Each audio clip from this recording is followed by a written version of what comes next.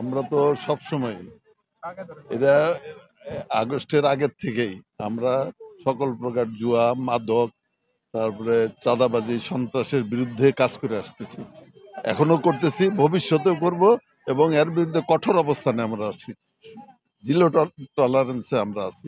কাজে এই ব্যাপারে আমাদের কোনো নেতা বা কোনো ব্যাপারে কোনো ত্রুটি দেখাইছে কিনা আমার জানা নাই। তো আমরা খুব কঠোর অবস্থানে আছি এবং যাদের বিরুদ্ধে অভিযোগ ইতিমধ্যে আসছে তাদের বিরুদ্ধে কিন্তু ব্যবস্থা নেওয়া হয়েছে।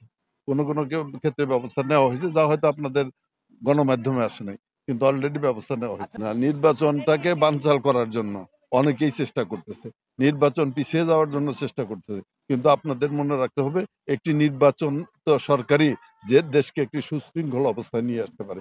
নির্বাচন ছাড়া এই দেশের অবস্থান আজকে খারাপের দিকেই যাবে। কাজেই যারাই চক্রান্ত করুক, ষড়যন্ত্র করুক না কেন, এই বাংলাদেশের মানুষ অত্যন্ত সচেতন। আমরা সকলকেই নিয়েই আমরা সেই ষড়যন্ত্র প্রতিহত করেই যাতে সঠিক সময়ে নির্বাচন হয় এবং সরকারও নির্বাচনটা সঠিক সময়ে দিতে বদ্ধপরিকর, সেই ব্যাপার আমরা সচেষ্ট থাকবো এবং আমরা সক্রিয় থাকবো।